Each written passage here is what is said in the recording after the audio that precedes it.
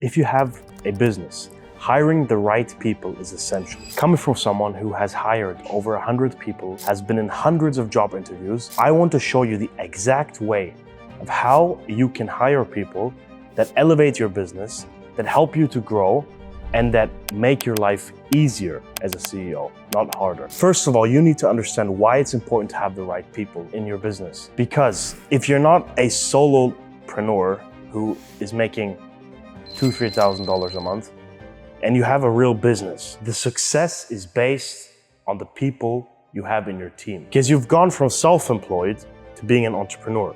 And the essence of being an entrepreneur is having the right people that allow you to be the visionary you should be as a CEO. So now I want to go on and show you the exact step-by-step process you can follow to hire A players, to hire perfect employees, to hire a really, really strong team. And understand that I've taken my hiring processes from global companies like Goldman Sachs, McKinsey, and many other companies that are known internationally for their teams. I didn't just make up the points that I'm about to tell you.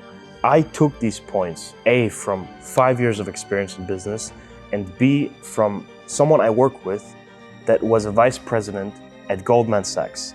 And we all know that Goldman Sachs, McKinsey, all these companies have super strict procedures and how they find employees and how they upkeep their company culture. But that's why they are known for the fact that they have good teams. So I thought it's the perfect inspiration, and I definitely took inspiration from everything this person has taught me. The first step that you need to follow is think about who do you really need? Because if you don't know who you and your company needs, then you'll just go out there and try to find someone. The first very important step is that you really sit down, either alone or with the people that are responsible in your company for this, and you think, what are the exact specifications that we're looking for in a potential hire? Because if you go out there and just take some calls with someone, then you will have some team member. You will not have an A player that will help you achieve your goals as a visionary. In the second step, you need to think about which exact benefits and reasons why someone should work in your company has. So you sit down and think, okay, what does someone get that joins my company?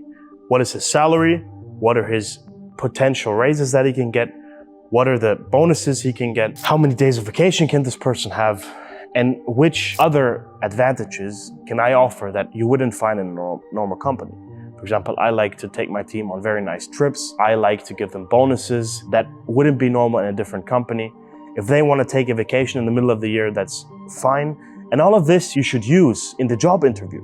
You should bring all these points up, so you need to prepare. Because if you're not prepared and you don't know what you even offer, then why would someone even want to work with you? But then on the other hand, you should also note down, what do you expect? Because I personally don't want someone that's not loyal, that is not aware of the fact that hard work is a part of the journey. So I come into the job interview and clearly show what this person can get from me, but also on the other side, what I expect.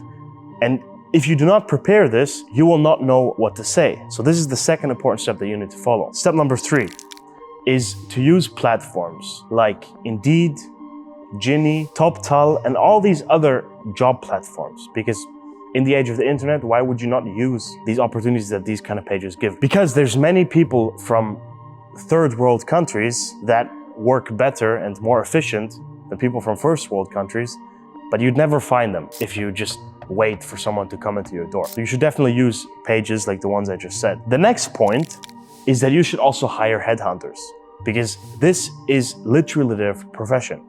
I've hired at least 10 or 20 headhunters in my career, and they are super important because it's their specific mission to go out there and find someone that you can work with, that fits your expectations exactly. So use headhunters. Sometimes they might be a bit pricey, but I can guarantee you that it will be worth it if you find an A player through this. Step number 5 is that if you hire for someone with a specific skill and you're going through the CVs, ask for an example of their work.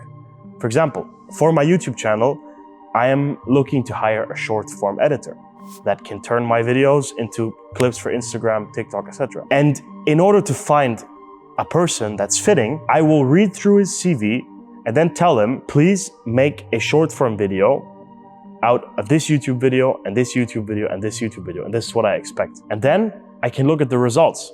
Because if the CV is perfect and the person you're hiring seems nice in the job interview, but his results are not good, then all the work was for nothing. So you definitely need to check the quality of the work that will be provided. Step number 6, all the applicants that had a nice CV, that made a good impression, and you were happy with their work, you put all of them into a group call. And in this group call, first of all, get a feel for how they are, and you want to test them for the principles. One test that I like to use is I give a specific situation and try to listen to their results. Because I tell them, look, there's no right or wrong. And then I give them the context. One example is, you are Tom.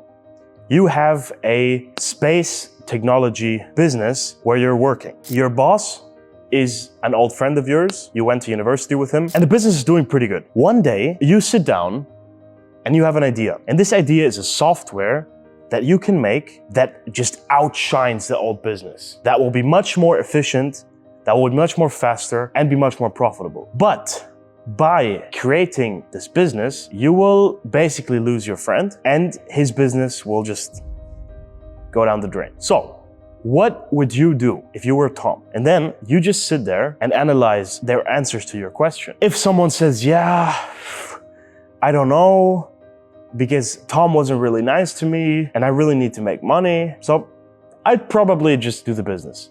Then you know, maybe this person, if enough money is on the table, will just run away from your company. You should be a bit skeptical. If someone gives you an answer of, yeah, I would definitely stick with Tom because I'm a very loyal person, I never forget, and it's just a bit too nice, then you should have a feel for that and feel when someone is pretending. So this requires some soft skills that will come with time and will come with experience. But here it's to get a feel for people's principles.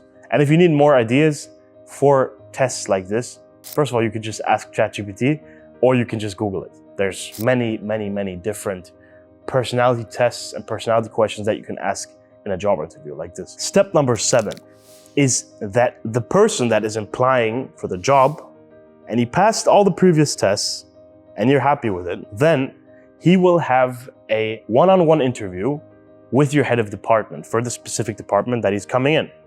And if you don't have people that manage your departments yet, then you can skip this step. But here, the person that manages the certain department will take a look at this person. Who is he? How relevant are the skills that he learned for the job we're looking for? And do I see a general fit in him, yes or no? And if this also goes as planned and everyone is happy, then you go on to the next step. And the next step is a one-on-one interview with you, where you tell this person about who you are, about what the company is, and what you expect from this person. Obviously now, congratulations. You have an applicant that went through the process of going through many tests and interviews, and now you're sitting there. But now the real important stuff begins. Because now, before you consider him a team member, he has to go through something I call the Hell Week. And obviously, like in moderation and however much it makes sense. But if someone wants to become a Navy SEAL, then they have to go through a Hell Week, where they are tested, where it is analyzed if they are the man they tell everyone they are. And I believe in business, you should do exactly the same. If you want to hire A players, you need to find out if they truly have an A player work ethic, if they stick to what they say. So in the first week, it's sort of like a trial week. It can go from 7 days to 14 days, whatever, it doesn't really matter. But in this time frame, because you know what this person will do, you've explained to him what he will do, and you will use this specific time of the Hell Week to just overload this person. And you can communicate that. Look, I'm very happy that you're at this stage where you're at, but now I want you to truly be tested by fire. So over the next 7 days, I will make it my goal to expect as much from you as I can, to understand the level and the pace that you work at. Is this okay for you, yes or no? And if this person agrees, then get to it. Really demand a lot for the next 7 days and see what wood this person is made of. So these were the specific steps that I followed and that I've been following for years, and that you can just copy directly from me. This has helped me to find multiple handfuls of very, very, very, very good team members, and they can definitely help you as well. So if there's any questions or you don't understand something, let me know in the comments. I'll be happy to respond to all the questions.